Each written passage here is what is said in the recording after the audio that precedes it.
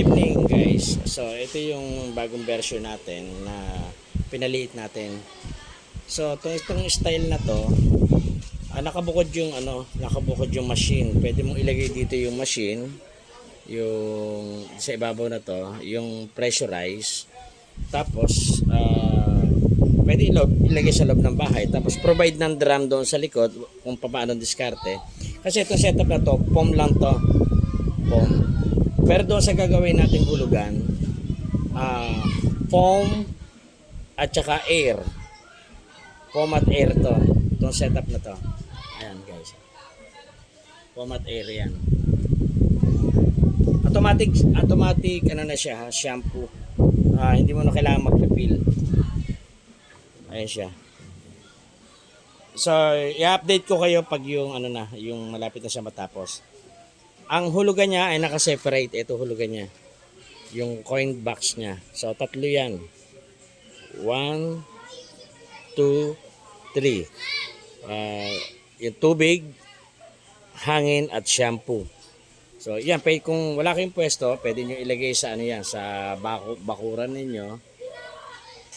Yan ang mayroon. Diyan mo sasaksak sa likod yung pressurize. Tapos, tsaka itong box na to. Diyan mo sasaksak sa likod na yan. So, gagana na yan. Pag yung automatic shampoo na tayo. Itong box na to, pwede nyo ilagay ko sa pwesto. O, pwede pang front din to. O kaya, yung box na yon ilagay dito sa ilalim. Sa ibabaw. Depende sa inyo. So, hiwa-hiwalay yan. Hindi katulad yung dati kong gawa na isang package. Medyo malaki. Ito, medyo, slim. Slim to. Yung power supply, halos sa isang power supply lang. Yan yung 30 ampere na power supply. Ang taas niya ay 110. 110 ang taas. So yun, i-update ko kayo. Lalagyan ko pa siya ng formica yan. Kikinisin ko pa, pipinturahan ko pa.